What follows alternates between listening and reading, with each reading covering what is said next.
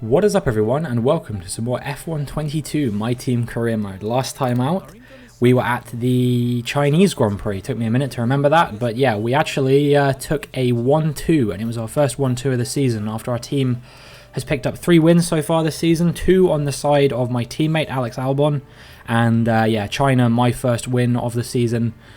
We are actually leading the Constructors' Championship, despite the fact that we had a pretty difficult start to the season. On my side of the garage, I only picked up 8 points from the first 3 races, with 2 DNFs in the mix. And yeah, Albon also failed to score points in the first race of the season. So yeah, we've made a pretty big turnaround to come from scoring no points in the first race to leading the championship only 3 races later. And yeah, Albon currently on top in the Drivers' Championship. I think I am in 5th at the moment. I might be wrong about that, but I think that win in China has promoted me quite far up the order. So yeah, I'm hoping that we can continue our rise back through the ranks in Imola, but it is going to be difficult because this is a track that you may know I have historically not had the best fortune at. Last season I actually did have a decent run, and despite having a mechanical failure in the sprint, in the race I actually managed to take advantage of strategy. It was raining and we started on the intermediate tyres, and most people used 2 sets of inters, but I tried to make it work to the end on 1 set of inters, and that enabled me to come home in 3rd after starting at the back of the grid.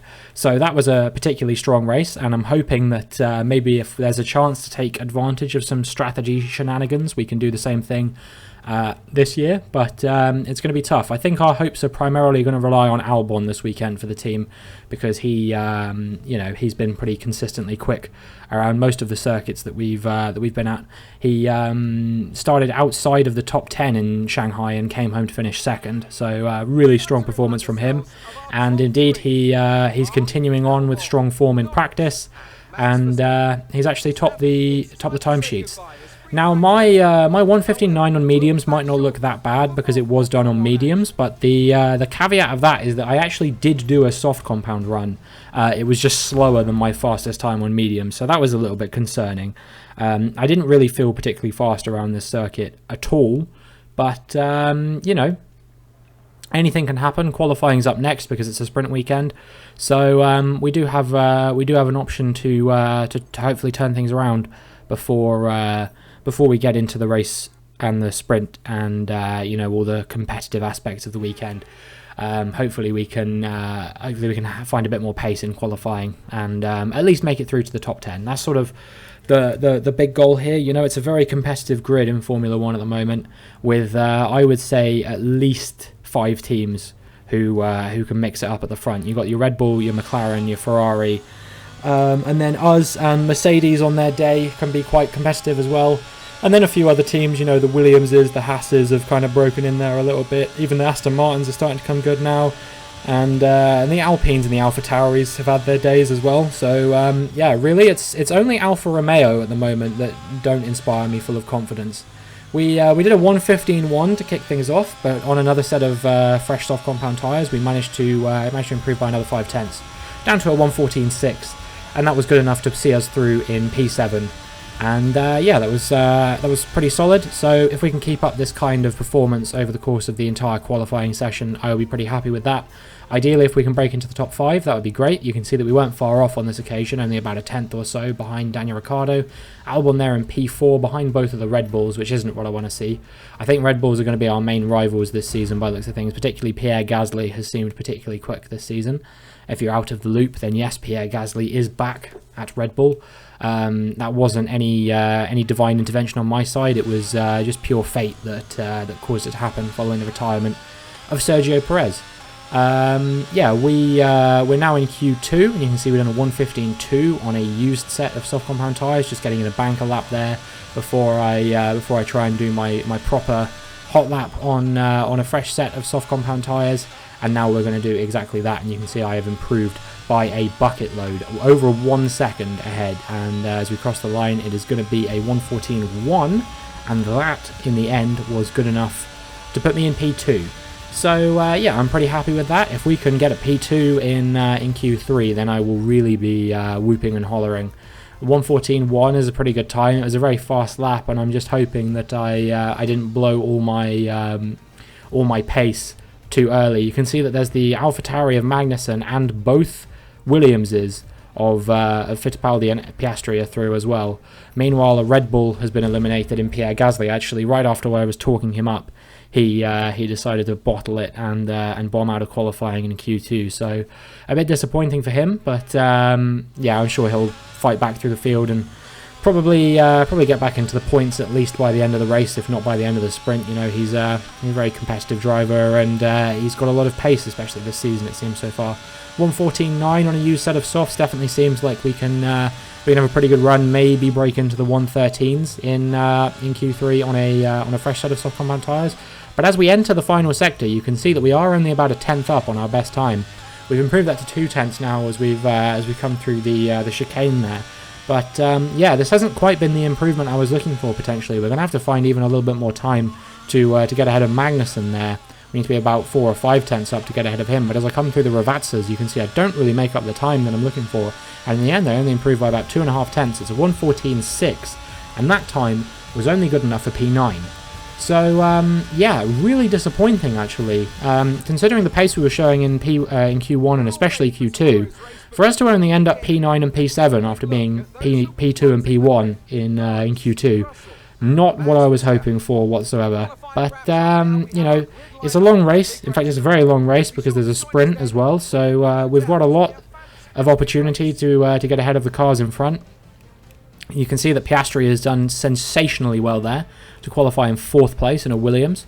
But, you know, he's been known for his strong qualifying performances. Last season, you might remember that he took pole in Silverstone in a Haas. Because he's having quite the journeyman career at the moment. He went from starting with my team in Season 2, halfway through, replacing Fittipaldi. And then he joined Haas in Season 3.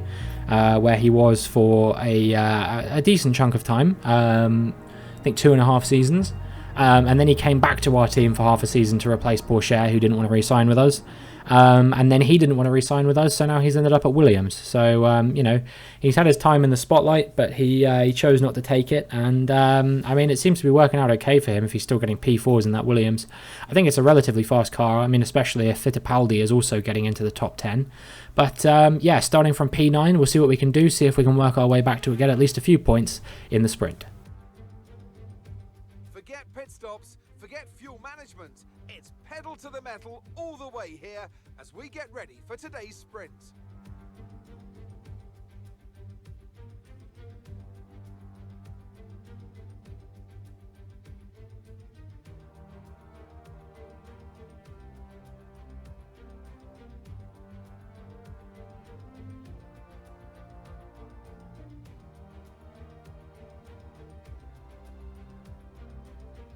Let's run you through the driver grid order for today's exciting sprint. Lando Norris will lead us away from pole position, just ahead of George Russell, who starts this event from P2. Looking down the rest of the grid, we have Verstappen, Oscar Piastri, Carlos Sainz, and Magnussen, Albon, Leclerc, Robinson, Enzo Fittipaldi, Gasly, Ocon, Fernando Alonso, and Stroll, Ricciardo, Lundgaard, Yuki Tsunoda, and Guan Yu Zhou, Latifi, Mick Schumacher, Théo Pourchaire, and Robert Schwartzman. And with preparations almost complete, let's head trackside for today's sprint.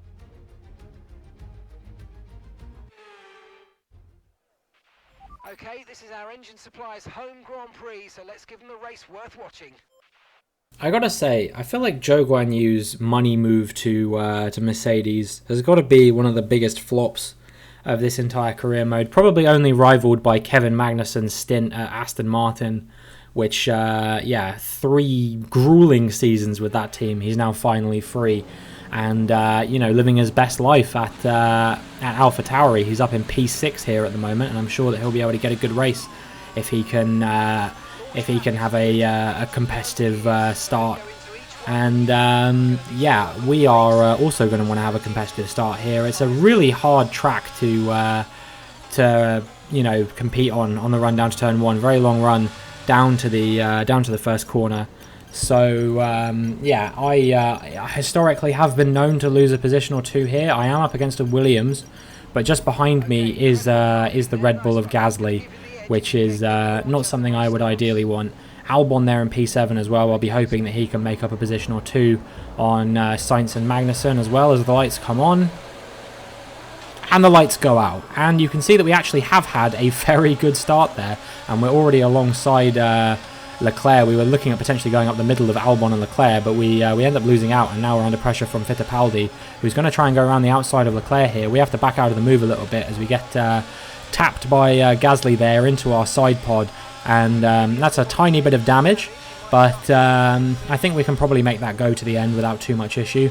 There were definitely a few front wings breaking off there in front. We'll see who that was in the end. I look at potentially going back up the inside of Enzo Fittipaldi, my former teammate here, someone who I have very fond memories of being on the team. He was here for about a season and a half, if I remember correctly, and yeah, I really enjoyed having him on the team. He was he's probably the first teammate of ours to really start competing at the sharp end of the field, but yeah, he ended up departing for Williams, and yeah, I mean that's now working out for him. I guess he's in the top 10 as well, but only the top 8 in the sprint score points, and the yellow flag has been deployed where we cut the track, and yeah, Joe, just after I slated his flop of a move, he had another DNF from the race. If I'm not mistaken, he DNF'd in Australia as well, so that's his second DNF in 3 races.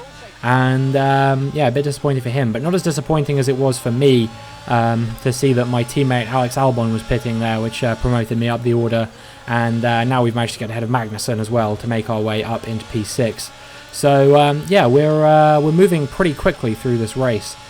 Through this sprint, and we're making quick work of the guys in front, and I think that we can probably get ahead of Piastri sooner rather than later. I think this is probably going to show you the move in question if I'm able to pull it off, as yeah, we're going to be closing him down with the DRS. We're gaining and gaining and gaining. We go around the outside on this occasion. That's the place you don't want to be at turn 1 at Imola, because the AI love to dive bomb you there, and you saw there how wide I had to go out to make sure that I didn't have Piastri crashing into my side pod on the other side of the car, like Gasly crashed into my side pod on the right side on lap 1. But yeah, we make our way up into P5, and I think Piastri is now actually coming under pressure from Magnussen, but he's managed to hold off for now. Lap 10, and you can see there's another yellow flag ahead of us. I wonder what this is going to be. I think Verstappen there has outbraked himself and fallen off the track, and that has allowed us to gain P4 in this sprint. So that's fantastic. From starting outside of the points, we have managed to make our way up into P4, which is going to be 5 points, I think. So yeah, pretty successful sprint all in all. You can see that I actually wasn't too far away from Russell and Sainz as my PS5 loses connection to Wi-Fi. That was actually a big headache for me when I was recording this video, because I was trying to get the Wi-Fi sorted out at the same time. But enough about my Wi-Fi. We're going to round the final corner now. Lando Norris takes the sprint win, but we are going to run up to the line and cross it to take P4 in the Imola sprint.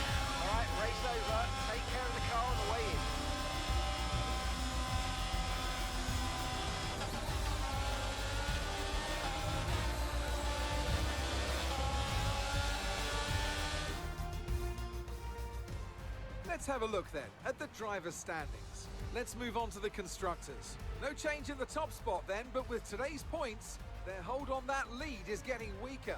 There was also a strong showing from the McLaren team today as they make their way up the standings.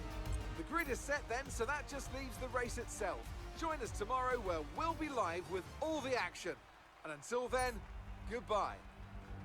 Still in P5 in the championship for now, still Albon leading it, but he's going to have a rough time of things given that he took some damage and finished way down the order in that race. He's going to have to hope for some serious luck go his way if he wants to find his way back into the points in the race.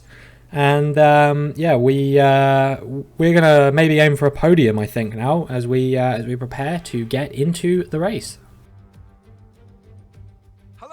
Welcome back to Imola, home circuit of the Scuderia Ferrari. We expect to see a lot of local supporters wearing red today, and they've all turned out for what we're expecting will be a sensational event here at the Emilia-Romagna Grand Prix. 3.1 miles of track at Imola featuring 19 turns, 9 to the right and 10 to the left. Remember that Imola differs from most other Formula One tracks as it's taken anti-clockwise. Let's hope nobody forgets that today. The exit from turn 18 will probably be the setup for many of today's overtakes, leading as it does into the longest straight on the circuit and its only DRS zone. It's time to take a look at our starting grid for today's race. Lando Norris put in a fantastic lap yesterday and he'll start from pole position. And starting next to them is George Russell. Moving on to the rest of the grid, we have Sainz, Robinson, Oscar Piastri and Magnussen, Gasly, Fittipaldi, Ocon and Fernando Alonso, Ricciardo, Stroll, Christian Lundgaard and Tsunoda, Mick Schumacher, Latifi, Alex Albon and Teo Pourchaire, Verstappen, Joe, Schwartzman. They'll be starting further back after an earlier grid penalty, and Charles Leclerc completes today's grid order. Which of these talented drivers will come out on top today? Now I wonder, Anthony Davidson, might we be in for some early pit stops today from the midfield teams? Trying to put a bit of pressure on or disrupt things for the leaders? If you're in the middle of the pack, you know, you got your own race to run. I don't think they're going to be thinking about causing trouble up front. However, closer to the head of the pack, don't be surprised to see some split strategies. If you're running second and third, for example, bringing one car in for an undercut while leaving the other one out there longer can put a lot of pressure on the leader and maybe force them into an error.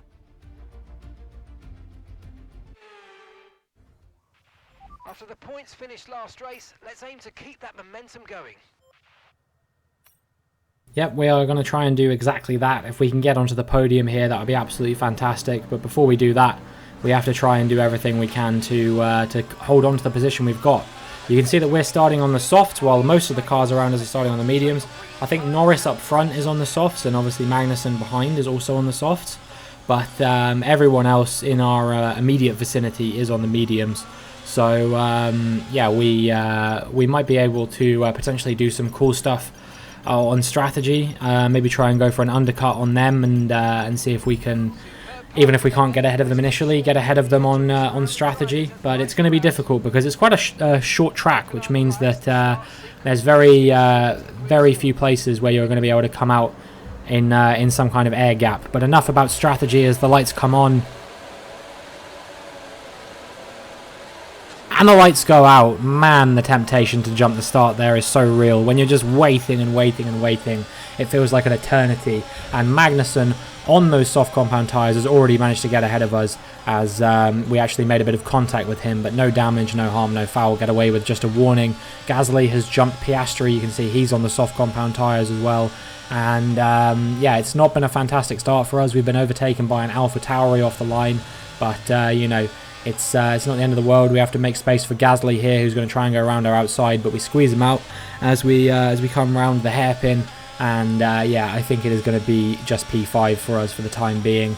Not too big a deal, and yeah, hopefully we can improve on this and maybe try and get Magnussen back a little bit later. But I mean, he's already extended the gap by quite a lot. He's over a second ahead at the moment.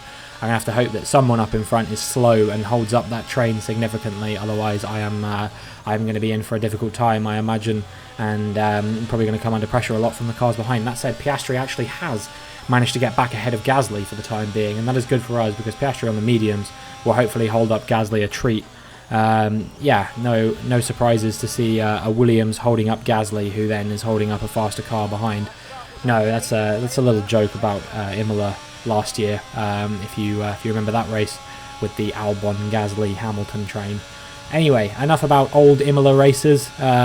We need to focus on our current Imola race, and as you can see here, Russell actually went off the track momentarily there. I had to slow down to avoid it, and if I hadn't, I might have actually been able to get ahead of Magnussen there, and maybe even Russell as well.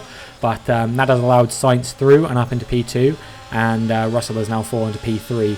And he's under significant pressure from Magnussen, but that has brought me right back onto the tail of Magnussen, and you would think that I might have got past them at some point shortly after that, but in fact It was more than 3 laps before I was presented with an opportunity as we come through the same part of track that we just looked at on lap 2. I think about going around the outside of Magnussen here. It flusters him a little bit, but he does eventually pull away. I tuck in behind him a little bit, and then I ask myself, which way is he going to go? I go up the inside, and that baits him into the lockup, and he falls off the track. And not only does he lose out to me, he also loses out to the 3 cars behind and his teammate Yuki Tsunoda as well.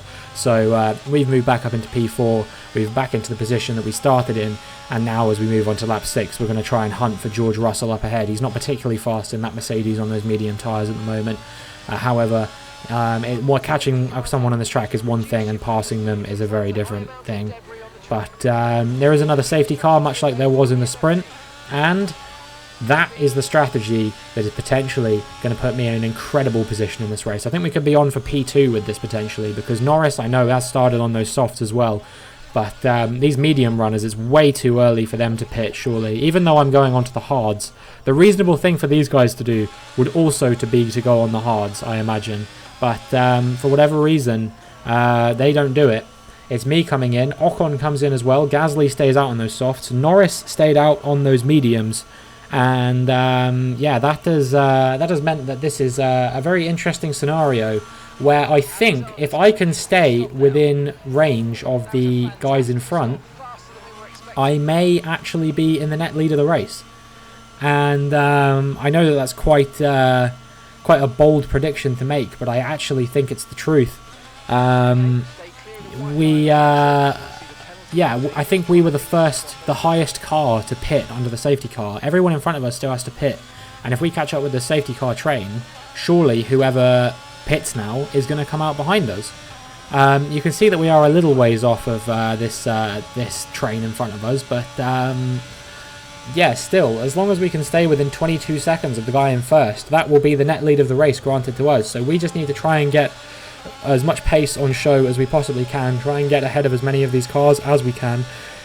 We are going to be under pressure from the cars behind, I imagine. Ocon and Ricciardo have pitted, so they are effectively in net P2 and P3 as things stand at the moment. I go around the outside of Joe there, and on my fresh hards versus his old softs, it is not much of a contest, but it does look like he is going to try and come back at me as we run through this next corner. But he's all too familiar with why you can't go too wide through that corner. That's another reference to last year's race. Yeah, we managed to find our way into now P13, and we take our second track limits warning of the race, and we're going to try and get ahead of Schwartzman now if we possibly can. He gets held up by Pourchaire, my former teammate, a little bit. Obviously Schwartzman also a former teammate of mine. In fact, both the car behind me and both of the cars in front of me are former teammates of mine. No less than 5 people who were either present or former teammates of mine. No, 6 people who were either present or former teammates of mine on the grid.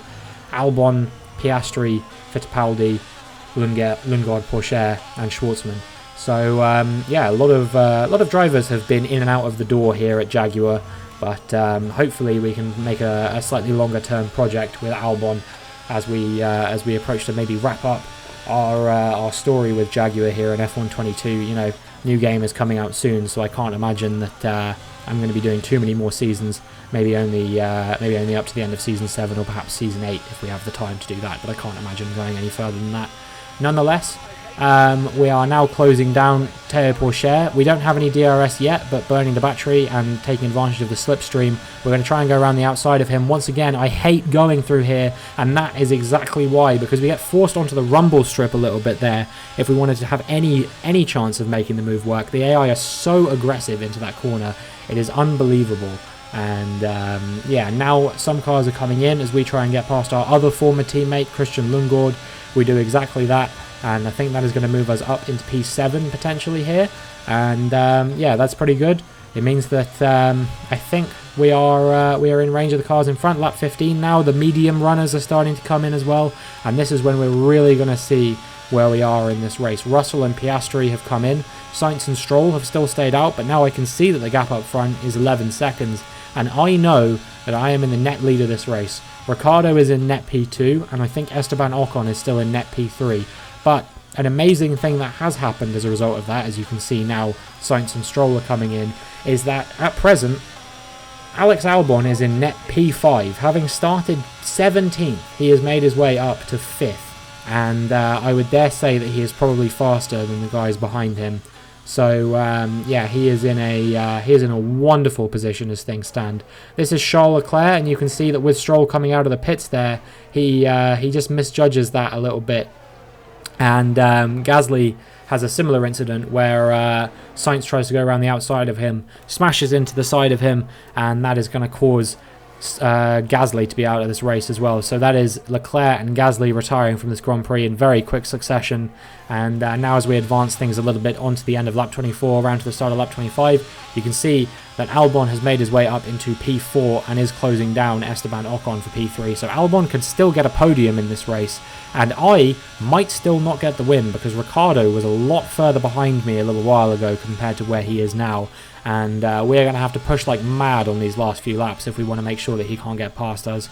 You know, the AI typically has always been faster than me on this track, and that is being showcased here. Even when I have all the advantage in the world, it's not a nailed-on victory for me.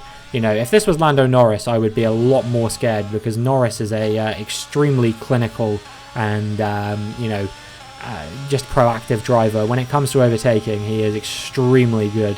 And I've had a number of fantastic battles with him, particularly last season when me and him were battling over the World Championship. It was very, very fun going wheel to wheel with him on a number of circuits. But yeah, Ricciardo is getting a bit close, but not close enough that I need to worry about him yet. This is Robert Schwartzman, who we passed earlier in the race, now retiring from the race. And that makes our third DNF. This is the first mechanical. The last two were contact-related failures. And now you can see that we're on lap 30, and Ricciardo has closed the gap to just a matter of a couple of tenths. And as I struggle with traction on the exit of this corner, I think he is going to try and pay our inside a visit. He goes up the inside, but he can't quite make the move stick. That's the first time he's really had a proper go at us so far. He's going to have 2 more laps to potentially try and get a move done.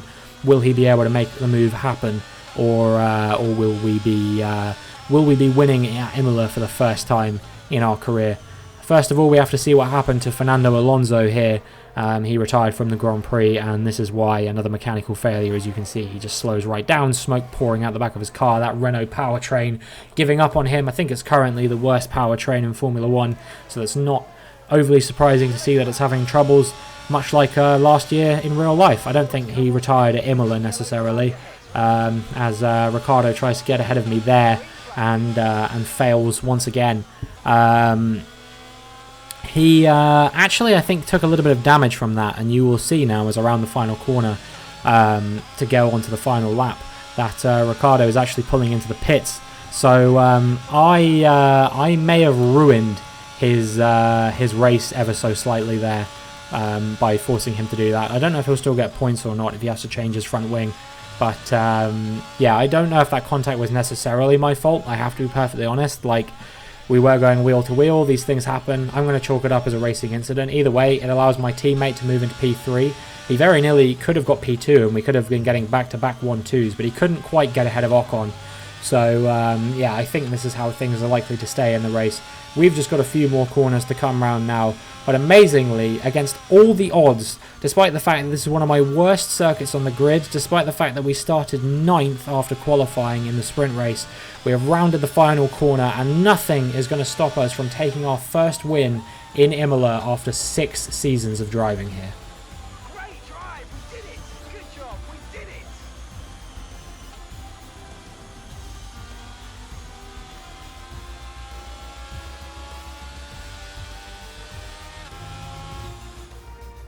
And with that, we wrap up yet another incredible Grand Prix weekend. Talk to me, Ant. What was it that set them apart from the competition today? I really feel the track layout combined with the track temperatures we saw today suited their car. These cars come alive when the tyres are just at the right temperature, and the driver did a great job managing that as well. They just look so comfortable out there. It's like anything, it always looks so easy when it all just clicks. The faces on our top 3 look so incredibly happy as they make their way up to the podium. A much-deserved victory and a brilliant performance from them all.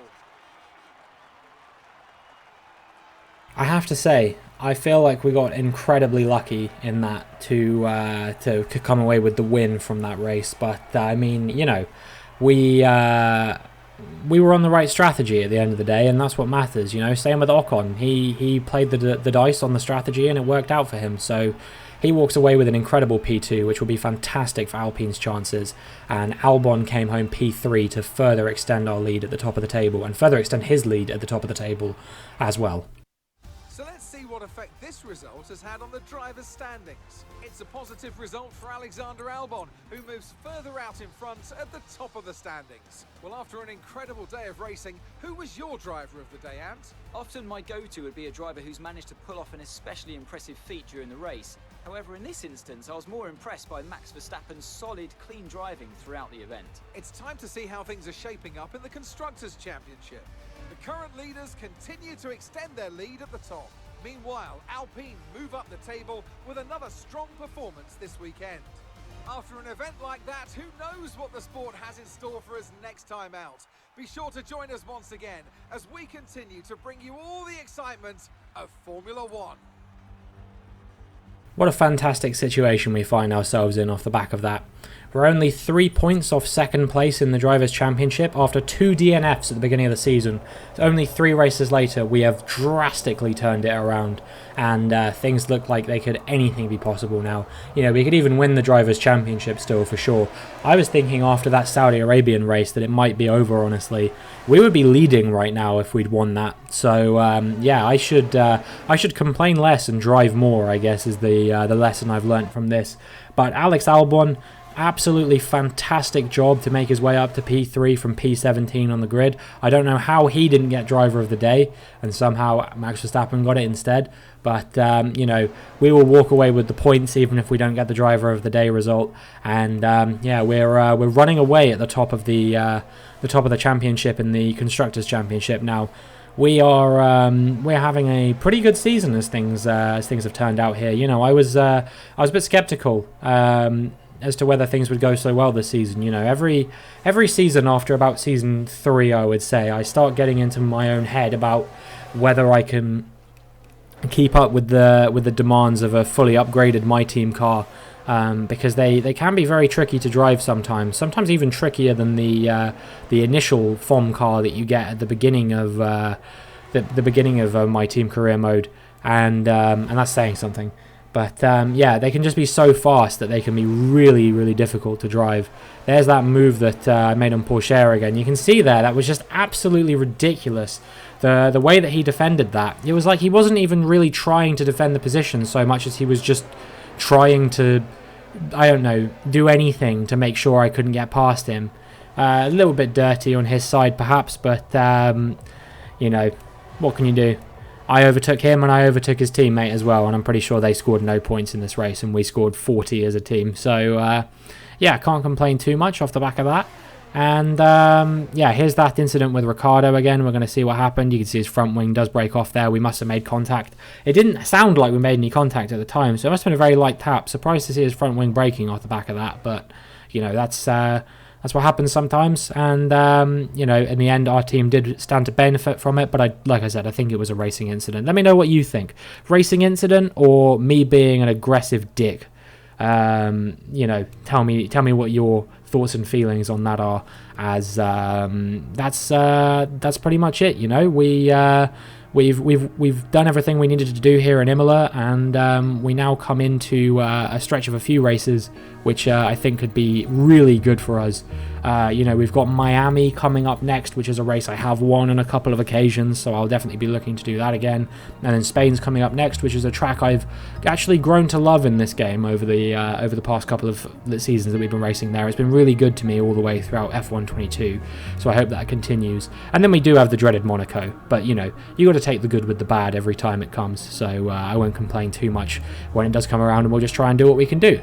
But that is going to be it for this video. If you enjoyed, please make sure you like and subscribe. Your support recently has been absolutely incredible, and hopefully I will see you all in the next one.